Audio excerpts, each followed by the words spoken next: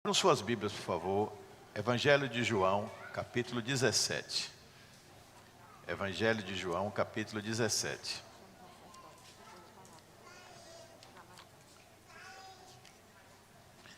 Antes que alguém venha me dizer sobre a oferta, a gente vai fazer a oferta depois da palavra, viu? Você que trouxe a sua oferta, o seu dízimo, você poderá ofertar, dizimar após a mensagem. João 17.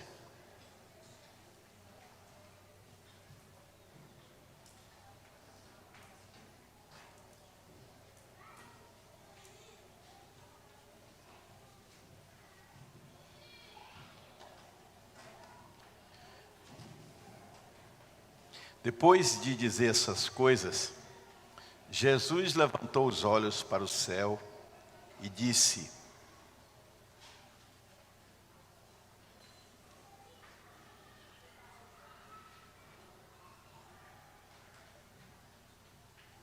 eu vou pausar, porque tem muita gente conversando nos corredores e isso atrapalha a atenção de quem está aqui dentro. Eu vou esperar que os irmãos decidam parar de conversar para que eu possa prosseguir.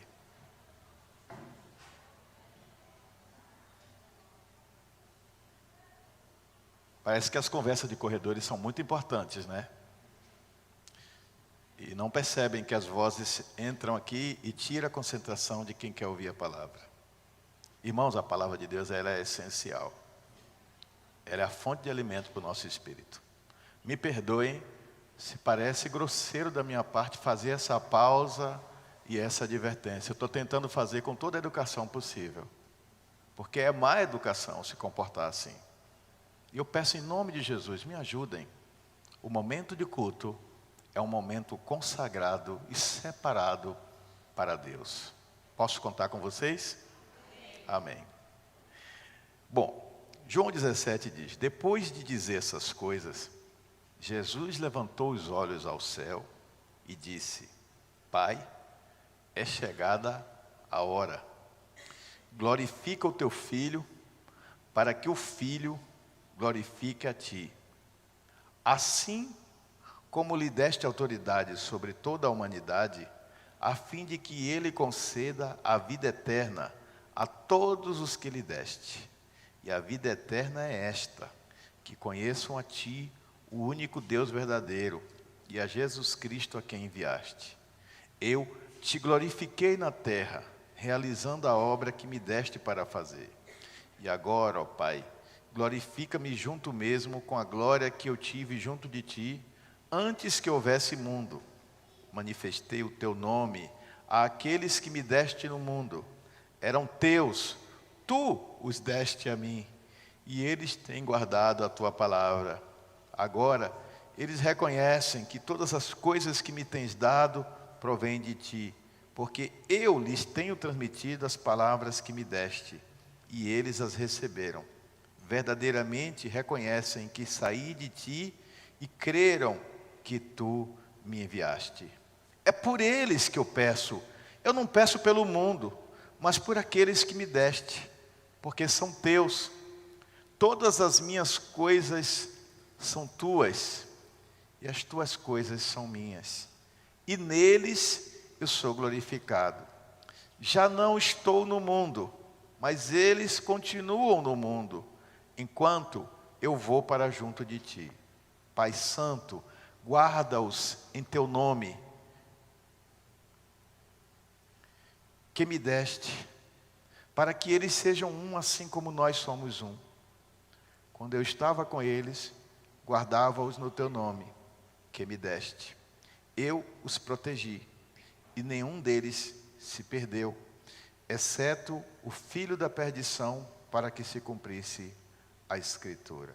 Mas agora, eu vou para junto de ti, e isto falo no mundo para que eu tenha a minha alegria completa em si mesmos. Eu lhes tenho dado a tua palavra, e o mundo os odiou, porque eles não são do mundo, como também eu não sou. Não peço que os tires do mundo, mas que os guardes do mal. Eles não são do mundo, como também eu não sou. Santifica-os na verdade. A tua palavra é a verdade. Posso ouvir um amém? Eu tive que ler o texto todo para dar um sentido completo, mas a ênfase da nossa mensagem está no versículo 17. Santifica-os na verdade, a tua palavra é a verdade. O título da nossa mensagem é três bases para uma vida espiritualmente saudável. 3 bases para uma vida espiritualmente saudável. Nós, quando queremos cuidar do nosso corpo, nós vamos ao médico, fazemos exames, procuramos ver como é que está a nossa saúde, o que é que está faltando. O médico nos recomenda comer determinados alimentos para poder termos o suprimento das substâncias que nos faltam. Às vezes precisamos ir a um nutricionista para ter um acompanhamento e tomamos alguns medicamentos para nos fortalecer ou combater eventuais doenças que estejam em nós.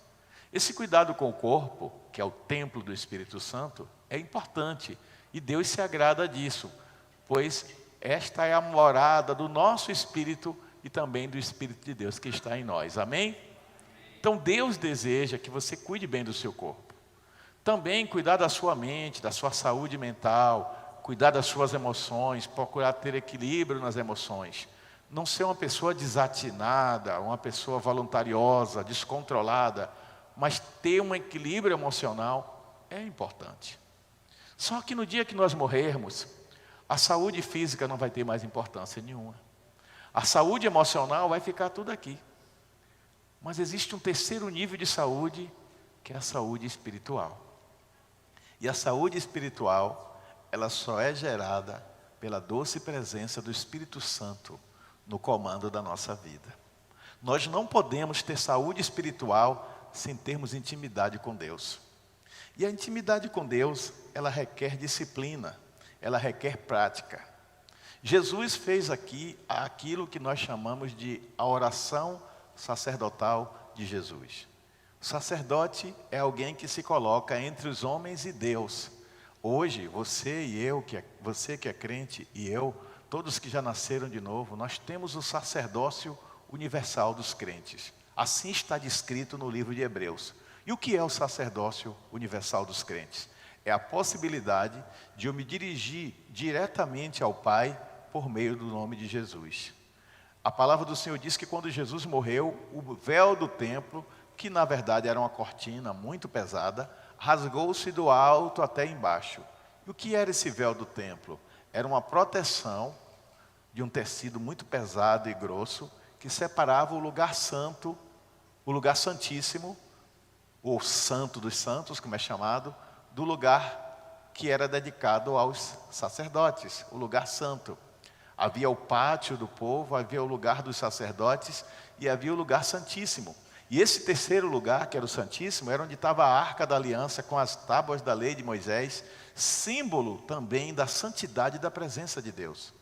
E esse lugar se rasgou, porque no Antigo Testamento só quem podia entrar ali era o sumo sacerdote uma vez por ano, na época da Páscoa. Ele fazia um sacrifício pelos pecados dele e pelos pecados de todo Israel. Mas o sacrifício que ele fazia era referente ao pecado do ano que estava terminando. O ano que estava começando tinha novos pecados para serem cometidos. Quando Jesus aparece em cena, João Batista vê Jesus passar, ele olha para Jesus e ele diz assim: eis o Cordeiro de Deus que tira o pecado do mundo. Então Jesus não é apenas um substituto pelos pecados passados. Jesus é aquele que nos substitui pelos pecados futuros, desde que nos arrependamos verdadeiramente dele e consagremos a nossa vida ao Senhor. Amém? Então nessa oração sacerdotal, Jesus toca em alguns temas bastante interessantes. Jesus mostra que os discípulos que ele tem, foi o Pai quem lhe deu. Eles não foram gerados pela sua vontade. Jesus fala de pertencimento, de que nós somos dele, porque o Senhor nos deu, somos herança do Senhor. Jesus nos lembra que nós não pertencemos a este mundo, porque somos de Deus, como ele também é. Jesus pede que o Pai nos guarde da maldade do mundo, porque ele sabe que a maldade do mundo pode perverter a nossa fé e nos afastar da intimidade com Deus. Se você ler esse texto depois com bastante calma, você vai ver quantos ensinos profundos estão presentes nele a respeito do que Jesus pensa sobre nós, os seus discípulos. Mas eu destaquei 3 coisas que estão presentes no versículo 17, dentre tantas outras maravilhosas, que eu vou até aproveitar em um outro momento, preparar um estudo mais profundo, para estudar aqui com o pessoal da Escola Bíblica de Ensino. Eu destaquei quando Jesus diz, santifica-os na verdade. A tua palavra é a verdade. Então, em cima dessas 3 bases que eu falei, a primeira coisa é unidade. Jesus quer que nós sejamos um com o Pai, como Ele é um com o Pai. Vitória, minha nora, é casada com meu filho Felipe. A palavra do Senhor diz que quando o homem se casa com a sua mulher, ele se torna um com ela. Mas esse um tem a ver com uma relação física, com uma relação emocional. Mas eu estou falando aqui que a minha intimidade com Jesus, ela é muito maior e mais profunda. Primeiro, ela é uma unidade espiritual que não está limitado apenas à terra. Ela pode se estender por toda a eternidade. Jesus está clamando que o Pai nos faça um, como Ele é um, no sentido de que a nossa espiritualidade seja conectada com o Pai, de tal forma que possa fluir em nós a santidade do Senhor. A santidade é a consagração, da qual eu vou falar daqui a pouco, que é fruto da intimidade com Deus e que nos faz perceber que nada, absolutamente nada neste mundo é mais importante do que ter a presença, estar na presença, mergulhar na presença, viver na presença e usufruir da presença do nosso Deus. Quando Moisés estava conduzindo o povo no deserto, o Senhor se irou com o povo, porque o povo adorou ídolos, adorou bezerro de ouro, o povo se afastou de Deus, o povo se voltou para as crenças pagãs do Egito. Deus ficou aborrecido de ver a carnalidade tomar conta do povo pelo qual Ele tinha feito sinais e maravilhas. Assim como Ele faz sinais e maravilhas por nós, assim como Ele é o Deus da nossa salvação e Ele espera a santidade de nós. Então Deus chamou Moisés e disse, Moisés, eu vou abençoar esse povo, eu vou colocar esse povo na terra santa, eu vou cumprir a minha promessa, eles vão herdar a terra, tudo que eu prometi será deles, mas eu não serei mais o seu Deus, eu não vou mais com eles. Sabe o que Moisés fez? Senhor, se é para prosseguir sem a tua presença, que pereçamos todos nesse deserto. Em outras palavras, Moisés estava dizendo o seguinte, de que me adianta as bênçãos sem a presença.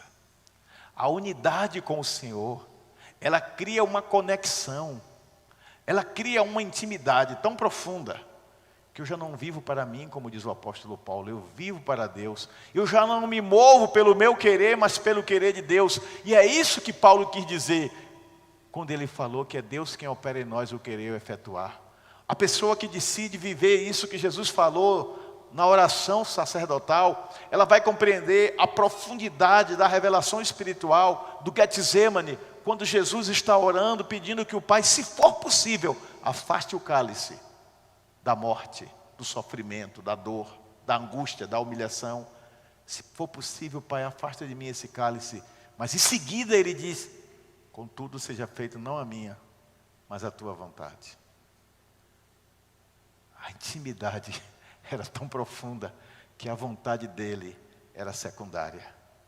No dia em que eu, Teobaldo, e você que está me ouvindo aqui, você que está assistindo em casa, entendermos na dimensão espiritual o que significa viver em unidade com o Senhor, nada nem ninguém vai corromper a nossa mente, nada nem ninguém vai corromper o nosso coração, nada nem ninguém vai nos desviar do propósito para o qual Deus nos chamou e pelo qual Cristo morreu. A nossa salvação eterna em plena comunhão com o Senhor. Falar de unidade fala de koinonia. Koinonia quer dizer o quê? Comunhão. Comunhão vem de comum, comum é comum. Então essa comunhão é a comunhão que eu tenho que praticar em relação a Deus. Preste atenção nisso como é importante, olha. É uma comunhão que eu tenho que praticar em relação a Deus. Eu tenho comunhão com Deus, então eu vivo em unidade. E por eu ter unidade com Deus e viver em comunhão com Deus, obrigatoriamente eu vou ter o quê? Comunhão com os meus irmãos. Ou seja, isso aqui é forte, gente. Por favor, ninguém se ofenda. Quando eu não consigo ter comunhão com os meus irmãos, é porque está danificada, sabe o quê? A minha comunhão com o Senhor.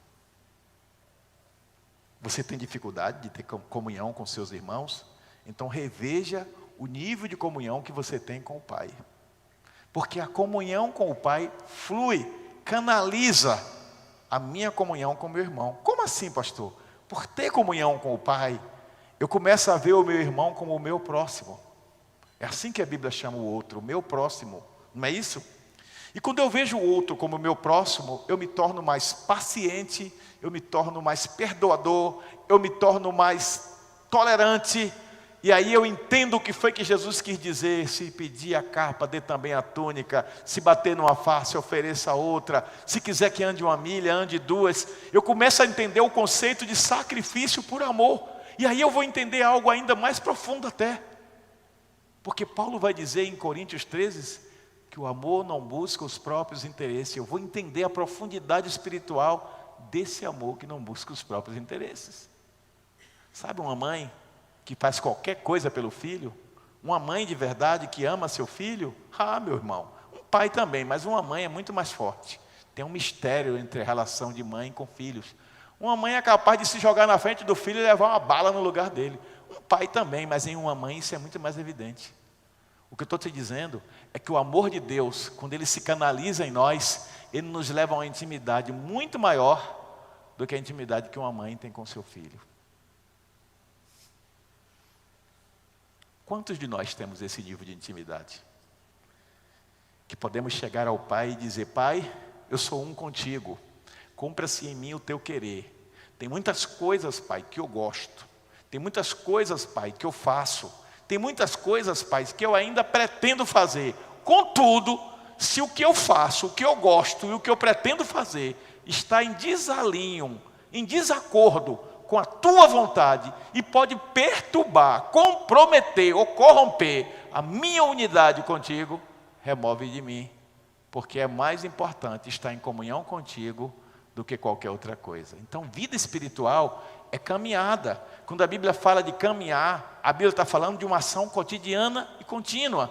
Eu preciso ter todos os dias um encontro com o Senhor. Adão, todos os dias, na viração do dia, o Senhor vinha ter com ele e falava com ele. No momento em que Adão peca, ele rompe essa unidade e ele se esconde atrás de uma moita. E quando o Senhor o procura, ele diz: onde estás? Eu pergunto para a igreja, como já fiz outras vezes: será que Deus não sabia onde Adão estava? Sabia. Mas por que Deus perguntou onde estás? Porque Deus espera que eu, você, que nós tomemos a iniciativa de nos apresentarmos a Ele. Como estamos nus, despido de qualquer vaidade, despidos de qualquer orgulho, de qualquer vergonha, mostrando como de fato estamos e como de fato somos, suplicando o seu perdão, a sua purificação, a sua restauração, o seu agir. Somente quando temos esse nível de intimidade é que o poder de Deus de fato flui em nós. Posso ouvir um amém? Em João 17, 21, quem está com a Bíblia aberta ainda aí pode ler. João 17, 21, Jesus disse: a fim de que todos sejam um. A fim de que todos sejam um. E como tu, ó Pai, estás em mim e eu em ti, também eles estejam em nós, para que o mundo creia que tu me enviaste.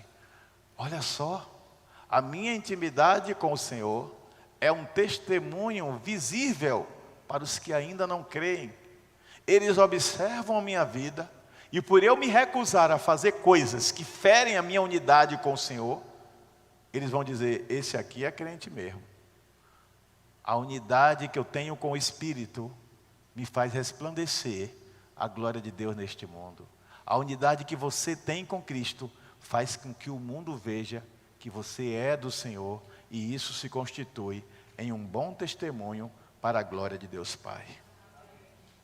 Mas, assim como o Pai e o Filho são um, Todos nós, a igreja do Senhor, somos chamados a viver em profunda comunhão.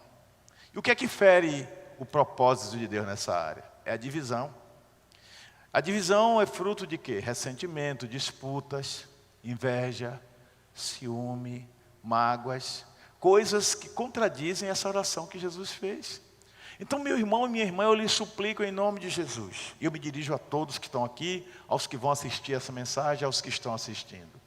Se tem alguma mágoa, algum ressentimento, alguma ferida na sua alma, que está impedindo você de ter comunhão com um irmão que seja, busque esse irmão, converse com ele e suplique a Jesus que restaure a aliança entre vocês. A palavra do Senhor é muito nítida nesse aspecto, muito clara.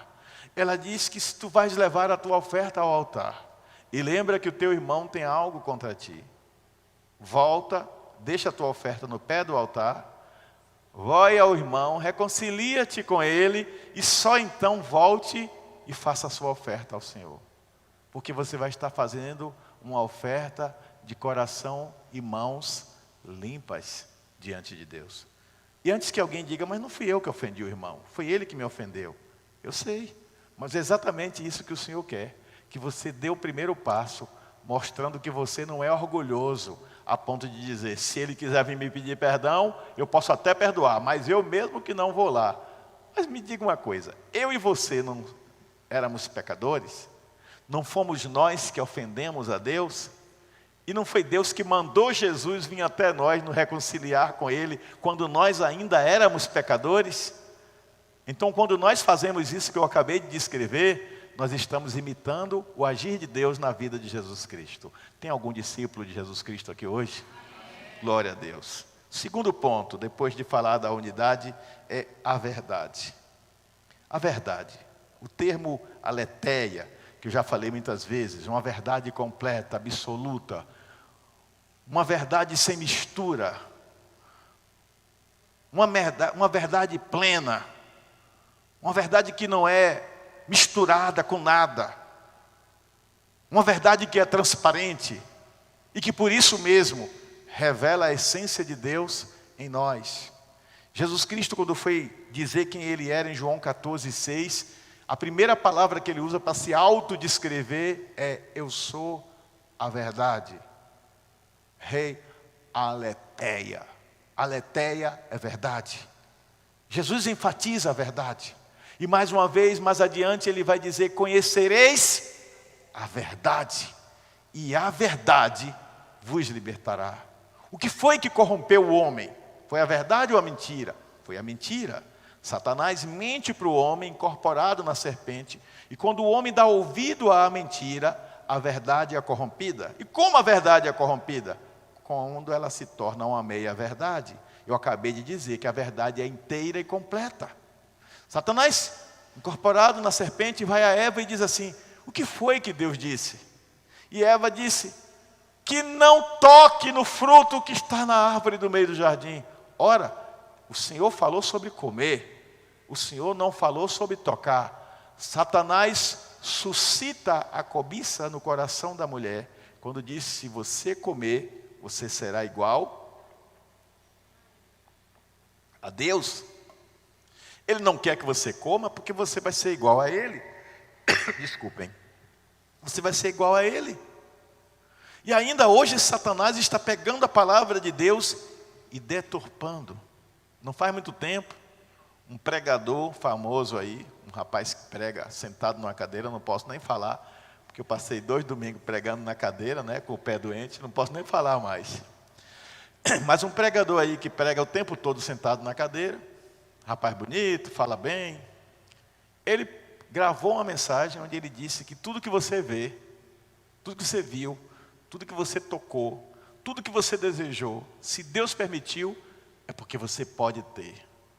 Então, se alguém vê um carro, o cara esqueceu a chave, e você pode entrar no carro, e pegar o carro, e dirigir o carro, e levar para sua casa, o carro é seu, besta. Depois você se resolve com a polícia. Se alguém esqueceu um dinheiro, e você olhou para um lado, olhou para o outro, ninguém viu, você apanhou, botou no bolso, o dinheiro é seu, porque Deus permitiu que você visse e você tocasse. São essas meias verdades, deixando a brincadeira de lado, que estão corrompendo a igreja de Cristo. São essas meias-verdades que estão fazendo a igreja perder o seu brilho santo, perder a sua essência, como corpo de Cristo aqui na terra. Mas eu e você, nós somos chamados a resplandecer à luz daquele que é a verdade que santifica. A verdade que santifica é a verdade que consagra para Deus. A palavra, ela molda o caráter, mas ela só molda o caráter e só promove a cura quando ela age nas áreas ocultas do nosso coração, revelando-nos a verdade. Conhecereis a verdade e a verdade vos libertará, tem a ver com a compreensão daquilo que achávamos que não era nada demais, que era pecado, mas a revelação da palavra, que é a verdade, abre o nosso entendimento e faz-nos perceber que estamos agindo mal aos olhos de Deus. E ao percebermos isso, flagrados pela revelação da palavra, que é a verdade, somos desafiados a viver na verdade e não praticar mais a maldade. E maldade aqui é sinônimo de pecado. Filhinhos, essas coisas vos escrevi, como eu disse há pouco, para que não pequeis. Todavia, se pecardes, temos um advogado junto ao Pai, Jesus Cristo, o justo. Isso é maravilhoso. A palavra do Senhor na primeira carta de João diz mais: aquele que vive pecando, ele não conhece a Deus. Por quê? Porque aquele que conhece a Deus, diz a Bíblia em primeira carta de João, ele tem a semente de Deus, ele não vive pecando, o DNA de Deus está nele. Que DNA, pastor? Expliquei no início da mensagem. Você tem o DNA biológico dos seus pais, você tem as suas experiências emocionais, mas isso tudo vai acabar por aqui, porque você vai ter agora o desafio de ter o DNA de Deus para vivenciar a cada manhã o sobrenatural de Deus pela intimidade com Deus. Como eu posso viver o sobrenatural de Deus? Simples, vivendo a plenitude da palavra, que é a verdade. E o que é a plenitude da palavra? Totalidade. Eu não posso pegar a Bíblia, a mensagem da palavra de Deus e dizer, isso me serve, isso não serve. Isso me serve, isso não me serve. Isso talvez sirva algum dia, vou deixar aqui guardado. Não, a palavra de Deus não é uma caixinha de seletividade em que eu vou selecionando o que me convém ou não, o que me agrada ou não. Assim como a pregação da palavra de Deus não é para agradar a mim que sou pregador, nem a você que é ouvinte. Ela é a exposição daquilo que está na palavra. Porém, a decisão de andar na verdade, ela é individual. Você pode dizer isso para o irmão próximo de você? Diga, a decisão de andar na palavra é individual. Por quê? Porque cada um vai comparecer perante o tribunal divino. E a Bíblia diz que cada um dará conta de si mesmo. Isso é forte. Tem algumas professoras aqui. São professoras dedicadas, consagradas, dão o melhor de si. Mas quando chega o dia da prova, cada aluno faz a sua própria prova. O pai e a mãe que ensinou, o tio ou a tia que deu a banca, o professor que ralou na sala ensinando, chegou o momento em que ele não pode mais interferir. Agora é hora de testar o aluno para saber se ele tem conhecimento de verdade do que foi ensinado. A palavra é o ensino de Deus sobre como eu devo proceder neste mundo, me preparando, presta atenção, como eu devo me proceder neste mundo, me preparando para ser um cidadão dos céus. Deus está te desafiando a uma vida de santidade. Sabe por quê? Porque o teu coração é o altar vivo para um Deus vivo. Você pode dizer amém a isso? Diga, o meu coração é um altar vivo para um Deus vivo. E em terceiro lugar, para encerrar essa mensagem, ele já vai terminar, vai. Será que é o pastor Teobaldo mesmo ali? Em terceiro lugar, depois de enfatizar a unidade e a verdade, é a consagração. Consagração como o quê? Como ato de entrega total ao Pai. Cristo consagrou-se por nós, Ele se entregou por nós. Seu exemplo, Ele nos desafia a viver uma entrega diária. E a palavra do Senhor diz: todo aquele que quiser vir após mim, negue-se a si mesmo. Negar-se a si mesmo é renúncia. E a renúncia, gente, eu quero chamar a atenção de todos, é a coisa mais difícil de se fazer. Porque renunciar àquilo que a gente acha que é parte do que nós somos, que é parte do que nós cremos, que é parte da nossa essência, da nossa própria personalidade, só pode ocorrer de uma única forma: quando eu morro, para que um novo homem renasça em Cristo Jesus. Não tem outra forma, não tem outro jeito. Você pode criar 1001 regras de comportamento para você se conter, para você se controlar, para você não fazer determinadas coisas. Em algum momento você vai falhar. Regras de comportamento são paliativos, são muletas. O que realmente muda é quando eu decido morrer para Cristo renascer em mim. O apóstolo Paulo entendeu isso. De modo que não vivo mais eu, mas Cristo vive em mim. E o viver que eu vivo na carne é pela fé no Filho de Deus, que me amou e se entregou por mim. Aí eu saio para trabalhar.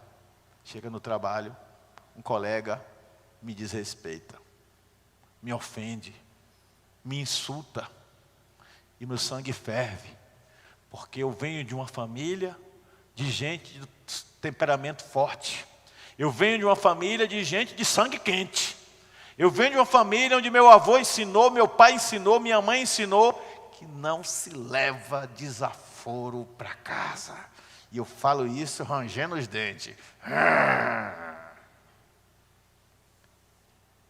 Mas você agora não é de uma nova família? Você não é a família de um tal de Yeshua HaMashiach, que é o seu irmão mais velho? Você não vive dizendo à torta e à direita que você nasceu de novo e que Ele vive em você? Você não vive dizendo: eu sou de Jesus e Jesus habita em mim? Você não vive dizendo: morri para o mundo, não vivo mais para mim mesmo? Nós somos oferecidos como sacrifício todos os dias. A Bíblia diz que somos levados como ovelhas para o matadouro. Mas nós somos desafiados todos os dias a morrer para nós mesmos, a fim de que Cristo apareça para este mundo perdido através das nossas ações. As nossas atitudes são mais eloquentes do que as nossas palavras.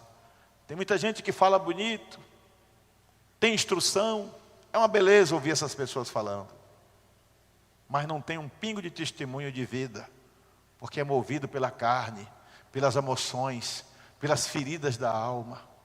Mas quando verdadeiramente nascemos de novo, então já não sou eu quem me governo, é Cristo quem reina em mim. E por isso é que eu tenho insistido, que para Cristo viver em mim e ter plenitude em mim, eu preciso exercitar, praticar todos os dias, assim como tem muita gente aqui que vai para a academia quase todo dia. Eu estou até para entrar na academia esses dias. Prometi a Nilza que eu ia entrar na academia. Vou entrar, ver como é e sair. Mas eu vou na academia. Tem muita gente que vai todo dia. Minha mulher mesmo vai para a academia. 10 minutos depois ela já voltou, mas ela vai. Acabei com a bichinha ali. E nossa irmã Renata, por exemplo. Renata é piolho de academia. E está ficando cada dia mais bonita, né, Wagner? E várias irmãs aqui, e irmãos. Nosso irmão Thalisson é instrutor de academia, é personal. Está cheio de gente se cuidando, correndo, pedalando, mudando a alimentação. Isso é maravilhoso. Cuidar da saúde é muito bom. Você está cuidando da sua sobrevivência, da sua continuidade, da sua longevidade, quer dizer, viver mais anos. E o seu corpo, como eu disse no início, é templo do Espírito Santo. Está dando bom exemplo para os seus filhos, para os seus netos, para as pessoas que lhe rodeiam. Minha mãe, por exemplo, não está andando direito, mas ela, às vezes eu quero botar ela na cadeira de rodas para levar do quarto para a cozinha. Ela disse, não, a véia precisa exercitar. E lá vai ela com o andadorzinho dela. Nos 95 anos dela, até ela quer estar em movimento. O filho é que precisa tomar vergonha. Mas de que adianta cuidar tão bem do corpo, e eu não estou me referindo a nenhum de vocês em particular, se não cuidar do espírito? De que adianta se alimentar bem no corpo, exercitar o corpo, se eu não me consagro todos os dias ao Senhor? E como é que se faz isso, pastor? Leia meus lábios. Vida devocional. Você pode repetir isso? Diga, vida devocional. E disse Jesus que quando quiséssemos falar com Ele, entrássemos no nosso aposento ou quarto, num lugar reservado, e conversássemos com o nosso Pai. E o nosso Pai nos ouviria e nos responderia em secreto. Você precisa ter o seu secreto com Deus. E todos os dias fazer o que está em Romanos 12. Paulo diz em Romanos 12, escrevendo aos crentes de Roma, a cidade mais depravada daquele tempo, uma cidade imoral, uma cidade cheia de perdição, de idolatria, feitiçaria, imoralidade sexual, tudo que você pensar de podre tinha na Roma antiga. E Paulo escrevendo aos crentes dessa cidade, desse nicho de podridão, ele diz, rogo-vos, pois, irmãos, pela compaixão de Deus, que apresentei os vossos corpos em sacrifício vivo, quer dizer, não é para morrer não, é em vida, santo, quer dizer, separado, né? Consagrado, e agradável, santo e agradável a Deus, que é o vosso culto racional.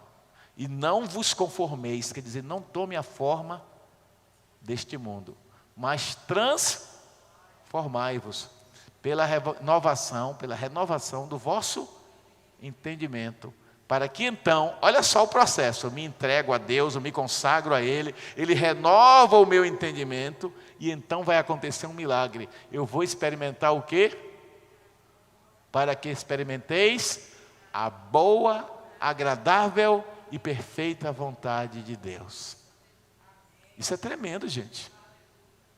Ele está dizendo que se eu mergulho na presença e me consagro a Deus a cada dia, todos os dias, Senhor, mais um dia começa na Tua presença, hoje renova minha aliança contigo, eu sou Teu, eu não sei o que o dia tem reservado para mim, Senhor, eu não sei o que está aí no meu caminho, me livra dos acidentes, me livra de bandidos, me livra de toda maldade, de toda perseguição, de toda perfídia, de toda imoralidade, de tudo que é ruim neste mundo, me livra, Senhor, me guarda pelo Teu poder, eis-me aqui, novamente me consagro a Ti. Você vai começar com uma oração simples assim, e assim como dizem, né, que eu não estou na prática ainda, em breve eu vou estar, eu venho dizendo isso há 10 anos, mas um dia eu chego lá. Quem faz exercício diário disse que o corpo vicia, né? Que o corpo acostuma com o exercício, não é verdade, pessoal? Atletas da igreja, todo dia exercitando, no dia que não faz exercício, o que é que acontece? O corpo sente falta.